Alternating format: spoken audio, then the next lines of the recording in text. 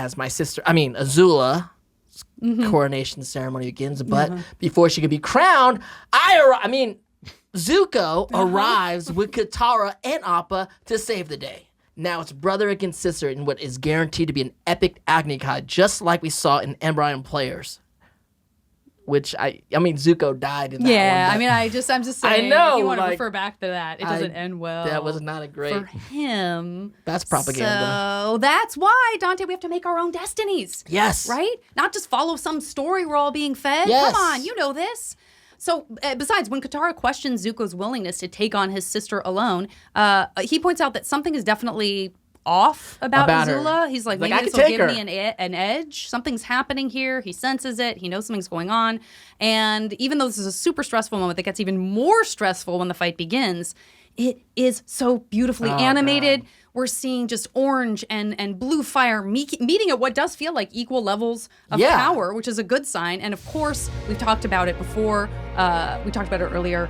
The music that Jeremy supplies, it just takes it to the next level. It's a gorgeous scene. And it's not, again, because of that scene, for many other reasons, but because I think as fed by the scene of Azula by herself, talking to her mom, suddenly this fight feels more sad than you expect. And his so brother the music and sister matches fighting, that. And it's like, it's they're terrible. Gonna fight to the death, and it's like, this It's is tragic. horrible.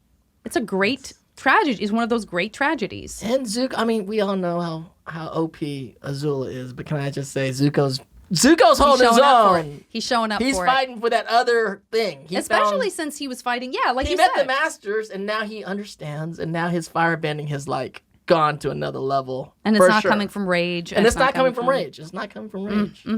So good. Speaking of next level, Aang and Ozai are also in a crazy battle, one that is moving across these towers of stone, pushing Aang to his limit as he uses every tool in his arsenal, from air to earth to water to fire.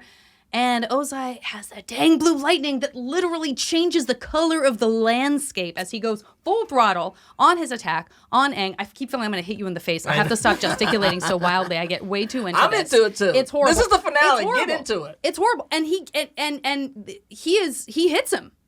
Yeah. It's what is Aang backs into. So he's pushing Aang back into a rock. There's a sort of protrusion in the rock, and it hits Aang right where the lightning went in, where Azula's lightning hit him. That was a fascinating moment. How did you guys talk to me about that? Because I'm still trying to figure it out. Well, one thing I will say is I keep seeing that clip being edited into skateboarding. No. There's this clip where someone they go for a rail slide or something, and they miss it, and they land on the top of a fire hydrant right on the spine, and then they edit straight to Aang, the lightning flash, and seeing all of his past lives, and so all of my friends send me these over and over. My goodness. But yeah, I remember talking with Aaron and the writers about hitting that point, and I felt it's we had to do this little nub sticking out of the rock, and I guess we should have just had a corner or a fire hydrant. I don't know. It had to be clear that that's what was happening, because otherwise you would just think he's gotten electrocuted by Ozai. That's it. I guess it's over. But it was cool and connected, because it was something that he had. He has a scar. It's you never really talk about. We see the scars. He walks around other times, and then it kind of comes back. Yeah, we had talked about he's got a lot of blocked energy in there. Yeah. Oh yeah. For going into this final battle, he had to somehow kind of unlock all that. Yes. That chi inside him. Yeah. Absolutely. That's kind of what we're seeing, right? We're seeing it unblock. Yeah. As this time is sort of slowing down, we're actually seeing that opening happen. Now. Yeah, that.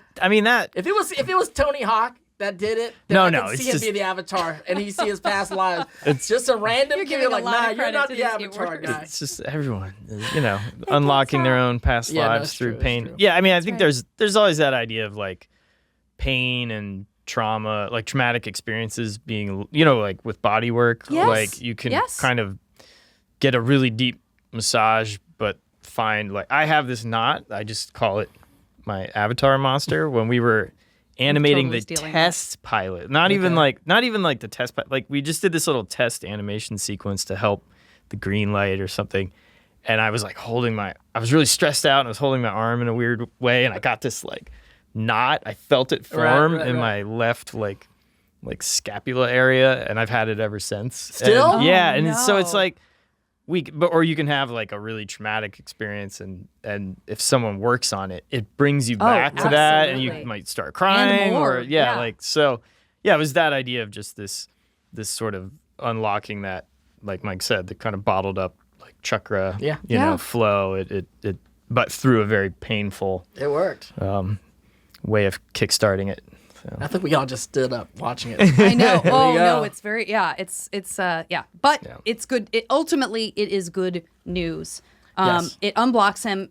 Now Aang redirects Ozai's lightning. He has this opportunity. This is the moment that Zuko, we could say, was afraid of, because here we have this opportunity where he has the chance. He could redirect that lightning right back to Ozai, and instead he chooses to direct it towards the sky. And so we're left with this question like, oh no, is this what we're going to be dealing with? Like, are we proving Zuko's fear right now? Right. Is this going to be like, oh, he's just going to keep doing that until Ozai eventually gets the upper hand fully enough that it's over for Aang, Yeah. because Aang can't finish it. We don't know. We don't know. We don't know. We know. I mean, we do know, but we don't know. We don't know. Yeah. So that was his chance. He's barely able to waterbend in time to save himself from this really horrible fall that we see him having. And Ozai But very cool the way he did that too, because he waterbended him up, like the motion of it. You're like, oh, look at that. like a That's half nice. pipe. I'm sorry. We'll let go of the Kinda. skateboarding. You know what I'm saying? It was like, instead of just dropping in, it was like, oh, he kept the motion going in the flow. He knew what to do. He knew what to do. But Ozai is far from done. And then we go back to Zuko and Azula, and their Agni Kai seems pretty evenly matched so far. And in fact, Zuko might even have a leg up. But so far, no blue lightning. You can do it, Zuko. I believe in you. Yeah. Zuko firebends from an awesome backspin at one point, and that brilliant move completely knocks Azula off her feet and sends her sprawling across the ground. Unfortunately, Zuko decides this is the moment to taunt his sister about the no lightning thing. No lightning today? What's the matter? Afraid I'll redirect it? I'll show you lightning. What if you just hadn't said anything? You know what I mean? No, I've written that on several Funko Pops. For sure. And that gives Azula the bright idea to use it on Katara. Zuko realizes what's happening, Yeah. and he jumps in front of it, absorbing the full force without redirecting it. And it seems like Azula has more in store for Katara. That was a hot moment, you guys. That was a hot moment. Sacrifice for his friend. Sacrifice for Couldn't a friend. keep you definitely, his mouth you definitely shut. put a little fire for the Zutarians out there on that moment. But it was like a very cool way. You know, like, oh, that was cool. No, but I think the thing that troubles me the most about that, not to just keep ragging on Zuko, because it's very tempting to do that, is like she's sort of coming unglued, but it's almost like the thing she feeds off is negativity and is this sort of like, you know what I mean, her need to be perfect. So to have her older brother be taunting her, to me, you know, there are some people for whom that is the fuel they need. Right. So it only gives her the opportunity to check in with herself and go, oh yeah, wait a minute, like I can do better than this. Nope. Not great. No, she cheats though. Also, I mean, Okay. you can't. She's in an Agni Kai. We're in a one-on-one. She's looking for people's weaknesses. She found one. Yeah, that's true. But I think we gotta check the rules in Agni Kai. You can't kill When- random That is- people. yeah, I don't- When his there's voice no gets ref on higher this and one. louder, watch out. One-on-one fight. You just can't go kill random people on the side. That's a good point. But it was That's a such fair This is point. these are like WWE rules. It's Like the- it's just yeah. like no holds barred. It was a doesn't great matter. move though by Azula. I was like, oh, I'm gonna throw some lightning at Katara. Messy.